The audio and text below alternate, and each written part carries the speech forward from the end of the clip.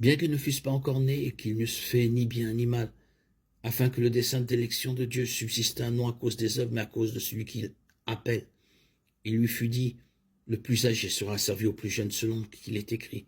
J'ai aimé Jacob et j'ai haï Ésaü. Ainsi, cela ne dépend pas de la volonté ou de la fatigue de l'homme, mais de Dieu qui fait miséricorde. Marc 13, 20, Éphésiens 1, 4, 5.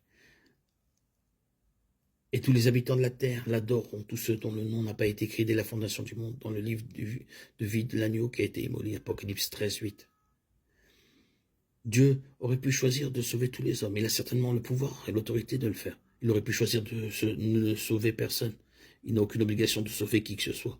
Il a plutôt choisi de sauver certains et de laisser les autres subir les conséquences de leurs péchés.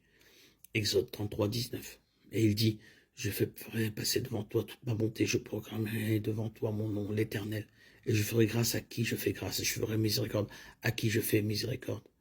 Deutéronome 7, 6, 7. Car tu es un peuple saint pour l'Éternel ton Dieu. L'Éternel ton Dieu t'a choisi pour que tu sois son peuple acquis parmi tous les peuples qui sont sur la face de la terre.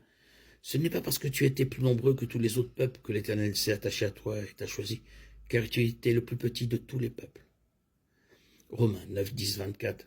Et non seulement cela, mais quand Rebecca eut conçu des enfants d'un seul homme, notre ancêtre Isaac, alors qu'il n'était pas encore né et qu'il n'avait fait ni bien ni mal, afin que le dessein de l'élection de Dieu subsistât, non à cause des œuvres, mais à cause de celui qui appelle. Il lui fit dit, l'aîné sera servi au plus jeune, selon qu'il est écrit, j'ai aimé Jacob et j'ai haï Ésaïe. Que dirons-nous donc? Y a-t-il injustice de la part de Dieu? Loin de là. Car il dit à Moïse, je ferai miséricorde à qui je fais miséricorde, et j'aurai compassion de qui j'ai compassion.